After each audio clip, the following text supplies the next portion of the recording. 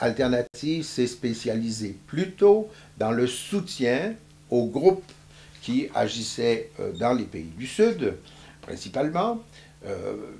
Dans le Nord, on a travaillé aussi avec les Autochtones, mais c'est une autre dimension.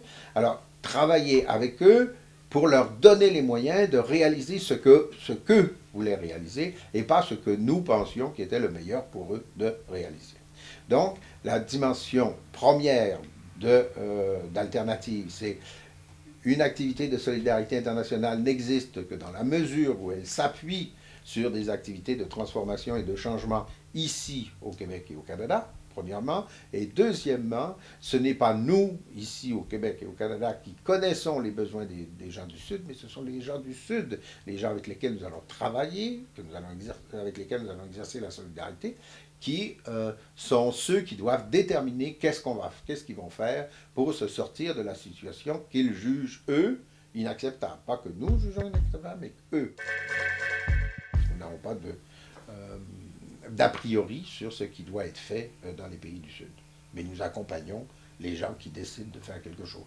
Alors que ce soit la formation d'un syndicat des rickshaws, c'est-à-dire les bicyclettes à 3 roues en Inde, ou le regroupement des associations au Maroc, les organisations écologistes de défense de l'environnement en Amazonie, etc. On rencontre ces gens-là et on essaie de les appuyer, soit techniquement, soit au niveau de la diffusion de leurs propres actions, leurs propres activités. Alternative à favoriser